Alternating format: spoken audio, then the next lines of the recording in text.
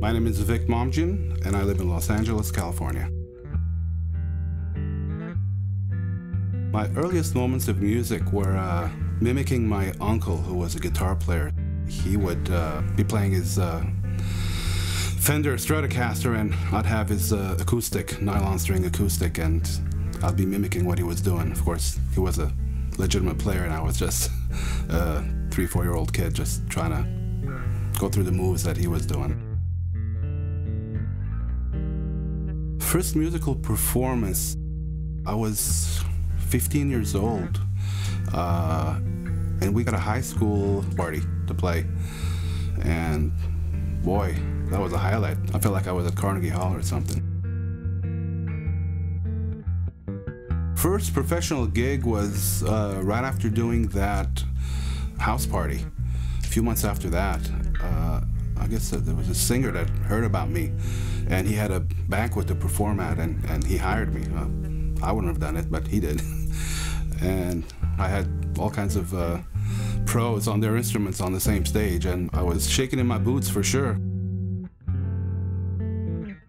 My most memorable moments would have to be traveling to Sudan, Kurdistan, Dubai, all the places most people wouldn't even imagine that you would go and play at, with a bunch of really fine ethnic musicians that you wouldn't usually see or get to play with, especially as a bass player. I would classify those as the highlights of performances that I've been part of. I do a lot of Armenian, Persian, Arabic, Greek projects. The list is endless. I would hate to start naming names and forget any, but they're truly one of a kind. Each one of them is really unique, and I'm very blessed to be able to be a part of those projects. I love performing live, although I do quite a bit of studio work as well. They each have their own unique characteristics, and they leave a certain spot in your career, of course, and in your heart. But I would say if I had to only do studio work, I would really miss the stage.